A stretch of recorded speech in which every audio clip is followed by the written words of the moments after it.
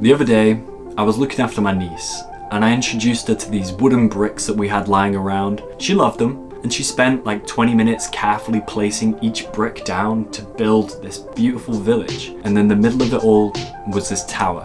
Then, with this weird smile on her face, she took a train and ran it into the base of the tower, destroying everything. And after that, we built another village.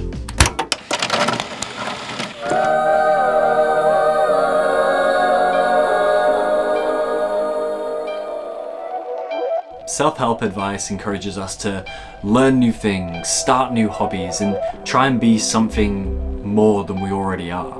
But I think that we need to focus on understanding the parts of ourselves we're running away from before we try and build something new.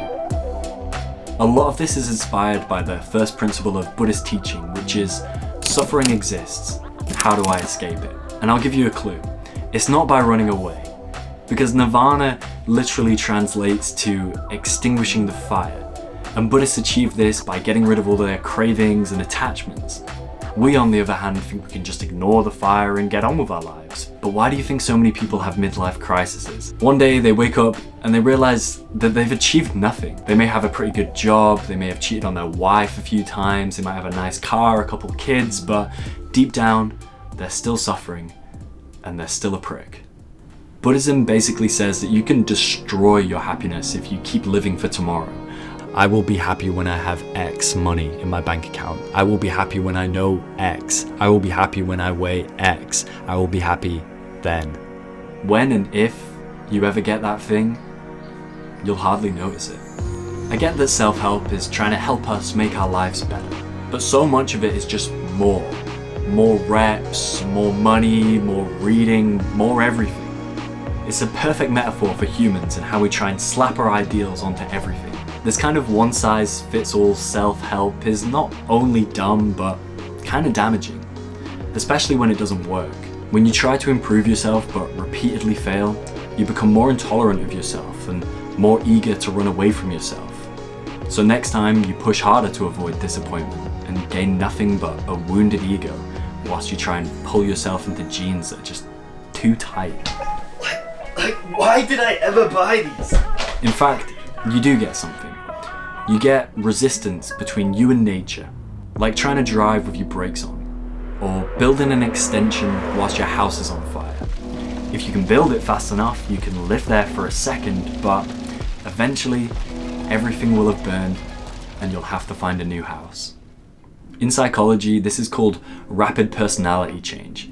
And it happens when a person reaches a point where they have nothing else to lose. The person will rapidly transform from their old way of being into something new, but not always better. It's messy to knock down the tower and destroy the village. Some people don't recover.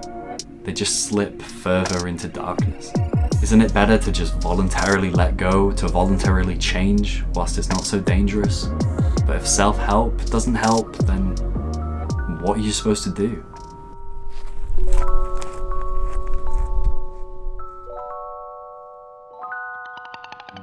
The opposite of déjà vu is jamais vu.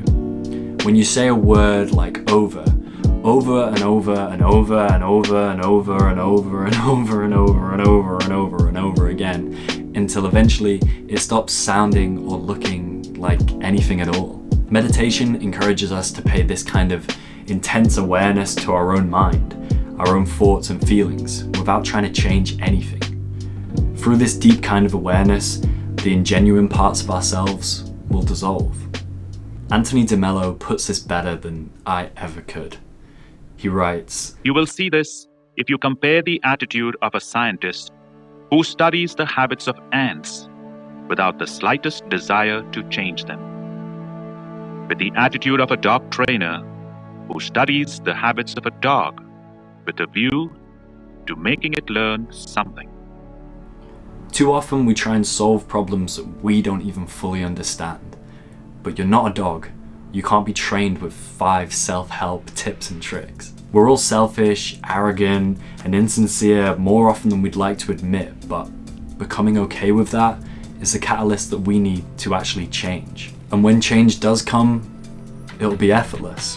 In the same way a caterpillar melts and digests itself so it can become a butterfly, cells in your body destroy each other to keep you alive, and forest fires start to rid the ground of deadwood.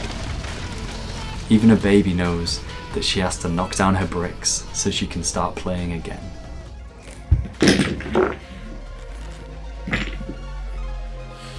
I'm a savage.